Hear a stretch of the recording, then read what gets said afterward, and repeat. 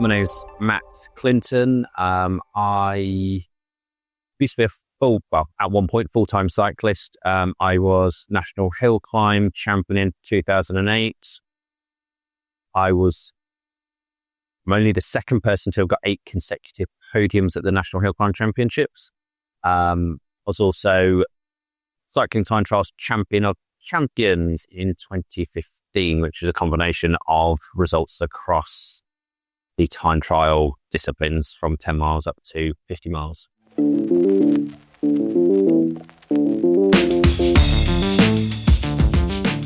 I was on a upwards trajectory, I think, with my time trialing, but in terms of the hill climbs, I had been at that top level for quite some time, but it coincided with my changing of career and new child on the way. Both of those happened within 6 months.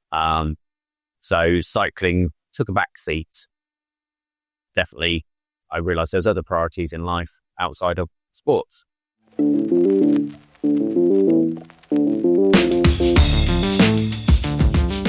So I currently own and run EweMove estate agents in Kenilworth. So I offer mostly sales, but also some lettings services.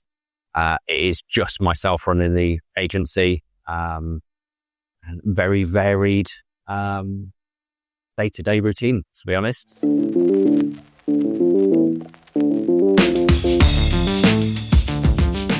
So I mentioned changed career a few years ago. So my dad used to own a estate agency franchise.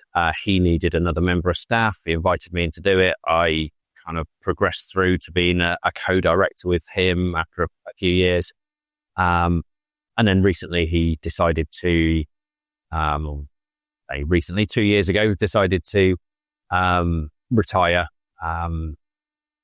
I decided that continuing with that franchise wasn't for me. So I was exploring other options closer to home. It was a sort of like 45 minute to an hour commute each way. And I actually looked at another franchise opportunity within the property franchise group. And they said, that's not available at the moment, but have you looked at EweMove? And actually it hadn't really been on my radar at the time, but once I looked a bit further into it, I thought this is actually a perfect fit for what I want to do. Being personal service, no necessity to have an office, and just being flexible with what I want to do on a day-to-day basis.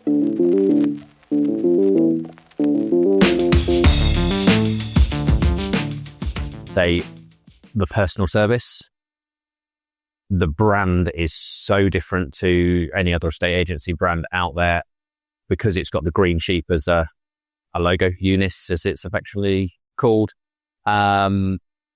Eunice stands out so much compared to what I see is all the same coloured estate agency boards. They're all very corporate, very old school.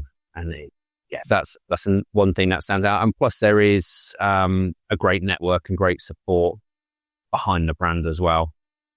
Lots of franchisees from different backgrounds, plus head office are always there to help out.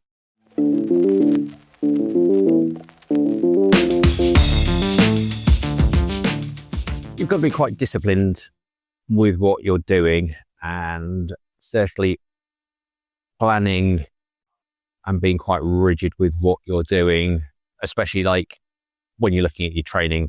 I have been running a coaching company on the side for about 10 years, and getting that structure in for your athletes. And the same on a day-to-day basis. I've got to be very rigid in a way to make sure that my days are planned properly, so I don't get any clashes of appointments, so I'm here on time and so forth. However, you still need to employ that flexibility. Whereas, say if you're doing a training session and something goes wrong, you just need to adapt and roll with those changes. And the same on the day-to-day basis of running a estate agency. you can go from a real low in the morning where someone's decided to go with a different agent or pulled out of a sale to a massive high because someone's giving you a great new listing instruction in the afternoon. So it can be very varied. The same in sports. You can go from, I don't know, I guess in a ball game or something like that, you can go from being 2-0 down to winning 4-2. So yeah, very similar. Yeah.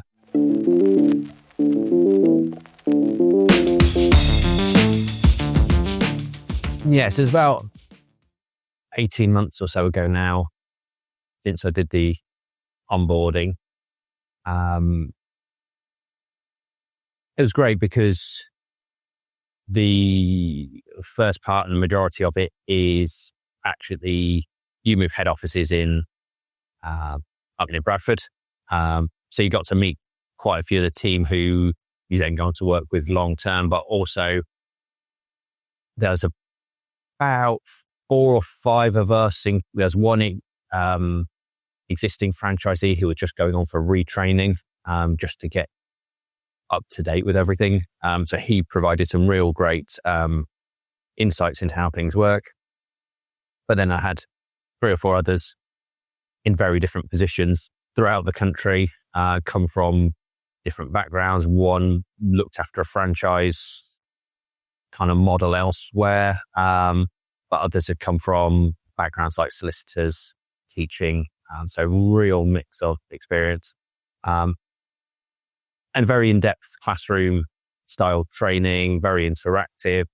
And then after that, we went to online training for a number of weeks where you start doing things on the ground physically. And that's where it gets really quite exciting. It is, although the classroom training's great, actually being at home and being able to put into practice those ideas and methods really then kind of inspires you to keep pushing forwards.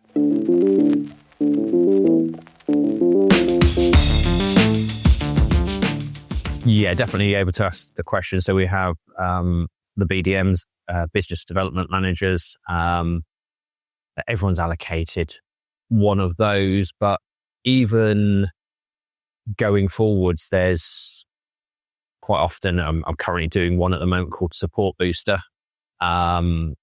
which has got existing franchisees, about 30 of us. And it's just holding each other to account on a weekly basis. We're having meetings on a Tuesday, meetings on a Friday. And just, it's almost like a little bit of friendly competition between different branches. But just making sure people are bouncing ideas off each other in great structure. And that's led by the BDMs. So yeah, there's great support. And I did another program, I think earlier this year, it must have been on a similar vein. And it is, take these tips and, progress with them, because you'll be in your field and you end up just focusing on what you're doing day to day. But, and if someone comes along and goes, have you tried doing this? It's been brilliant for me to win more business and so forth. Right, some real good insight to what works, and something that works for one franchisee might not necessarily work for another, but it's the ideas and working on those ideas. So yeah, really great support.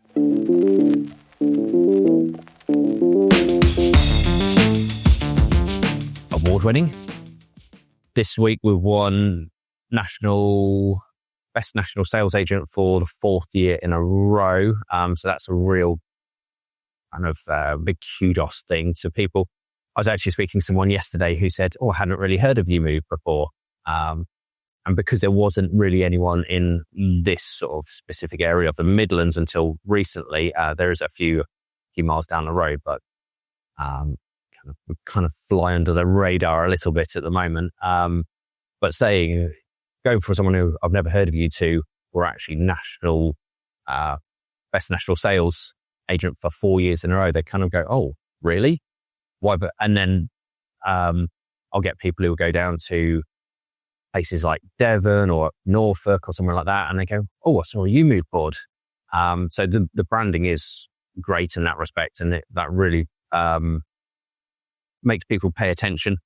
So that's a really good thing about the network. And like I say, it's so unique that people just immediately spot it. Otherwise, it's just another estate agency board. But yeah, there's a lot of systems. There's lots of, I would say, different ideas from when I was in a slightly more corporate style estate agency.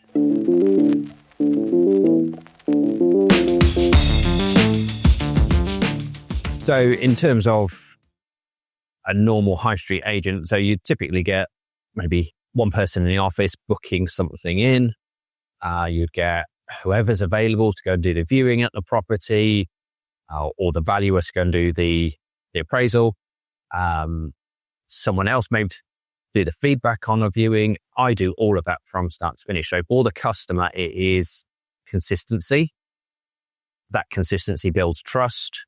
And I mean, quite clearly evidenced currently in Kenilworth, I get the highest listing price to achieve price percentage out of any of the agents. And it's been able to take that consistency all the way through. I say, speak to someone before they've viewed the property, get a feel for their circumstances, and then they've automatically got that rapport and consistency for when I meet them at the property, and then say they walk out saying that they've loved it. When I follow it up with them, I can just pick up the phone and say, right, I know that you love that property. Do you want to proceed with putting an offer in? So that is real key difference between how EweMove works and a high street agent. And as well for a seller, it's the communication. I do a lot of my work on WhatsApp, or the communication on WhatsApp. So I'll have quite big conversations with them. That doesn't mean that I don't pick up the phone and chat to them that way, but for that fast communication, I've even had some of my sellers message me in the evening and start it with, you do not need to reply to this evening, because they know that if it's 9 o'clock in the evening and I've got a response for them, I'll typically get back to them. Go so far as to, my wife went to get her hair cut, bumped into one of my sellers, and they said, you need to tell Matt to stop responding to us out of working hours. But house selling's more than being in working hours, because it is someone's whole life. So if they need a response out of hours, then if I'm in a position to give them that response and reassure them or give them feedback, I will do.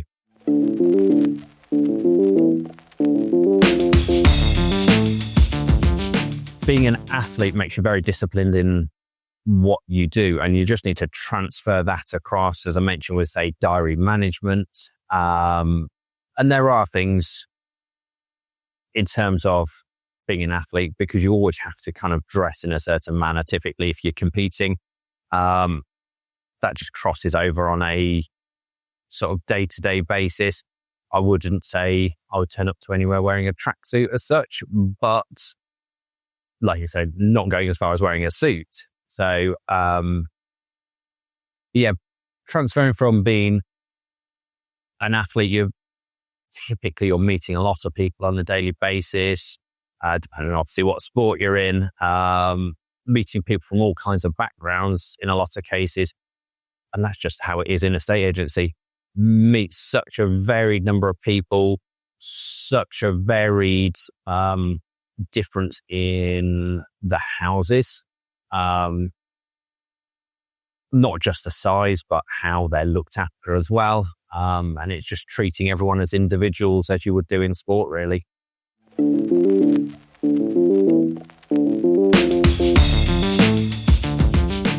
I would say there is no typical week, which I guess if you're an athlete and you are traveling from events from week to week, again, that can be very, very different.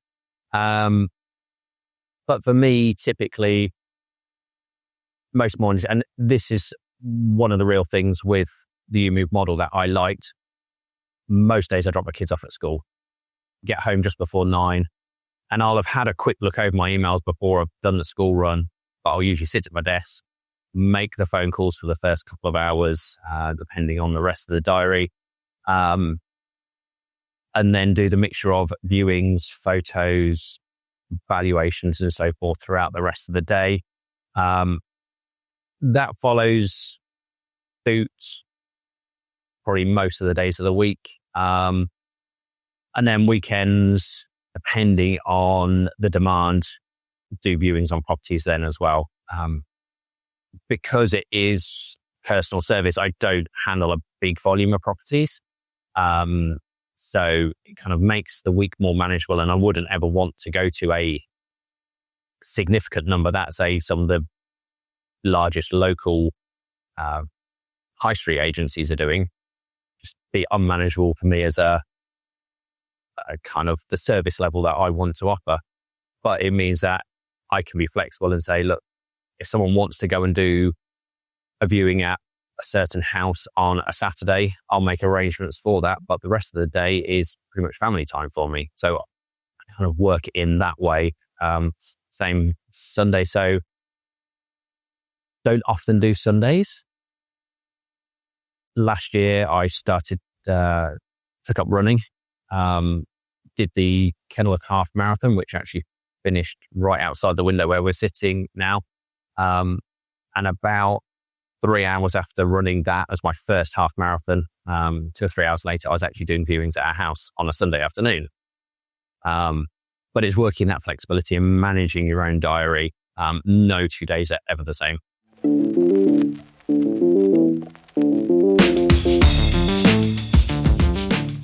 I would say it's always different to what you, and I guess this is the case with perhaps any role that you've never done before, but it's always different to maybe your perception of what it is to begin with.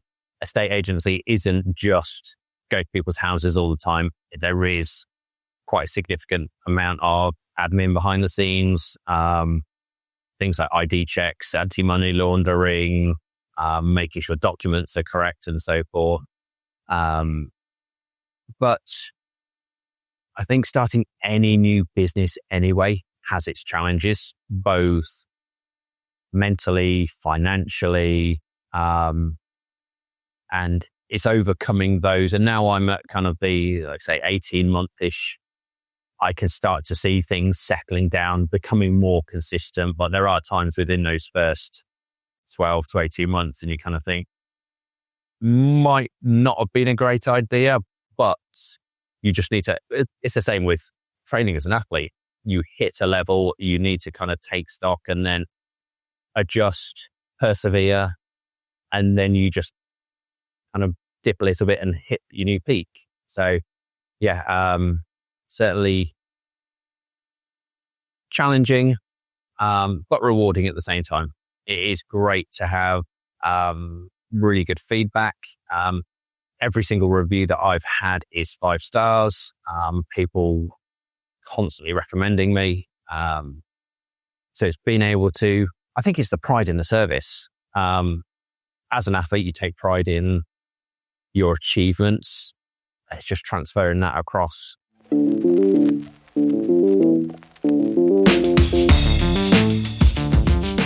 Long-term financial stability.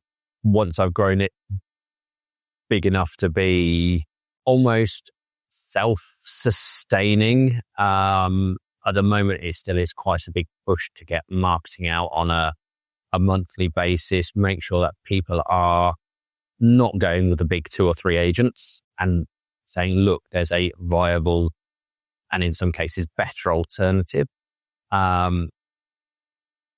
It's hitting that level where you are considered to be one of the top 3 choices. And that is my target. That's what I'm looking forward to. And it's maintaining that independence, that flexibility, which is what I really enjoy. I don't have to run it through anyone, whether I want annual leave, whether I want to take a weekday off or Saturday off. Often the case is I'll end up working it anyway, because you constantly, it's at the back of your mind, what do I need to do to progress the business? but last week was half term and took 4 days off. I was still communicating with people when I was away, but for the most part, it's just kind of, I can go at the drop of a hat.